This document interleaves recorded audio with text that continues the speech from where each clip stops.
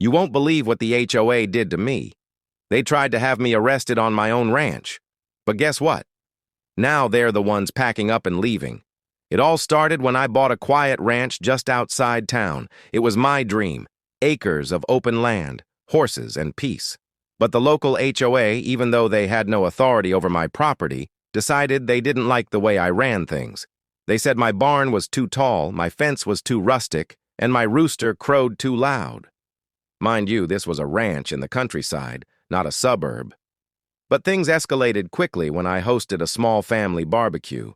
A few friends brought trailers and parked them on my own land.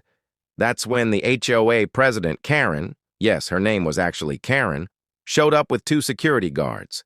She marched up to me and said, "This kind of gathering violates HOA policy." I calmly replied, "This land isn't under your HOA. You have no jurisdiction here." She didn't like that. The very next morning, sheriff deputies showed up at my gate with a complaint of trespassing and zoning violations, all filed by Karen. I was stunned but kept calm. I showed the officers my property documents, no HOA contracts, fully compliant with county zoning.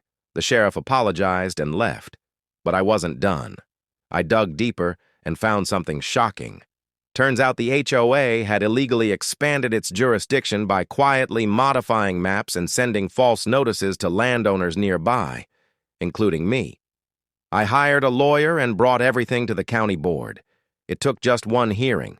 The HOA was found guilty of abuse of power, false representation, and harassment.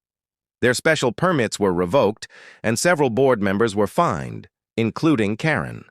But the best part: the land their HOA office sat on, turns out it was leased from the county.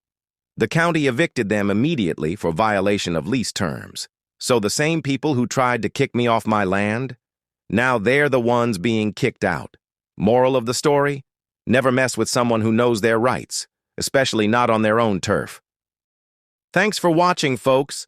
If that story had you cheering for the underdog, make sure to smash that like button. It really helps the channel grow. Got thoughts or stories of your own?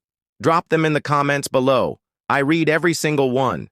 And hey, if you love real-life drama with a twist of justice, don't forget to subscribe and hit the notification bell so you never miss a new upload.